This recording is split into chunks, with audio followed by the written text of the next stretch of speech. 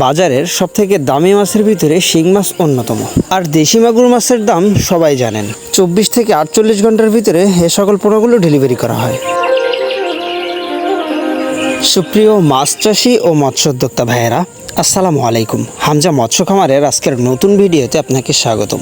প্রিয় দর্শক, সরাসরি আজও হামজা মৎস্য খামার থেকে বর্তমান সময়ে সবচাইতে দামি যে মাছগুলা, অর্থাৎ দেশি শিং মাছ, দেশি মাগুর মাছ, এটা আজকে তুলে ধরবো যে বর্তমান সময়ে এই মাছগুলা আপনারা কেমন দামে সঠিক সাইজের পোনাগুলো সংগ্রহ করতে পারবেন। এই যে দেখেন, প্রত্যেকটা পোনাই কিন্তু একেবারেই সুস্থ সবল। আর সাধারণত এ সকল মাছগুলা জীবন্ত অবস্থায় বাজারজাত করা যায়, যার কারণেই কিন্তু বর্তমান সময়ে প্রত্যেকটা মাছ চাষিই চায় দামি মাছগুলা চাষ করার জন্য। এই যে দেখেন, প্রত্যেকটা মাছের পোনাই কিন্তু একটা লালচে ভাব। এটাই মূলত একেবারে দেশি মাছটা চেনার উপায়।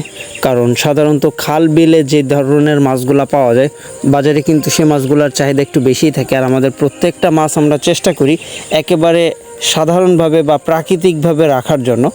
আর এর পাশাপাশি ছোট সাইজের যে মাছটা আছে কেজিতে 3000 লাইনের, আপনারা চাইলে কিন্তু এই মাছটাও সংগ্রহ করতে পারেন, যেটার বর্তমান বাজার মূল্য মাত্র 1 টাকা 50 পয়সা।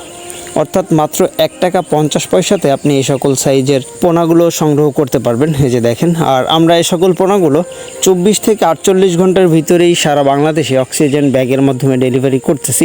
সুতরাং আপনারা যারা আছেন এই ধরনের মাছটা চাষ করতে যাচ্ছেন বা আসলে দামি মাছটা চাষ করতে যাচ্ছেন, তারা কিন্তু চাইলেই সংগ্রহ করতে পারেন। আর এর পাশাপাশি আছে দেশি মাগুর মাছ, যেটা সবাই জানে কম বেশি। যশোর জেলার যে দেশি মাগুর মাছ, এটার কদর কিন্তু সারা বাংলাদেশের ভিতরে অত্যন্ত বেশি। আর এই মাছটা চেনার উপায় দেখেন, প্রত্যেকটা মাছের শরীরে সেলাইয়ের দাগ থাকবে। এটাই মূলত যশোর শহরের দেশি মাগুর মাছটা চেনার উপায়।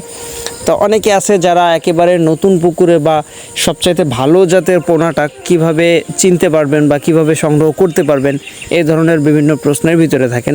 তা প্রত্যেককেই বলি বা প্রত্যেকটা মাছ চাষির কাছে অনুরোধ থাকবে, আপনারা সরাসরি হামজা মৎস্য খামারে আসুন, সকল প্রকার মাছের পোনাগুলো দেখে শুনে তারপরে পোনাগুলো সংগ্রহ করুন। কারণ সাধারণত মাছের বৃদ্ধির হারটা নির্ভর করে ব্রুড মাছের উপরে।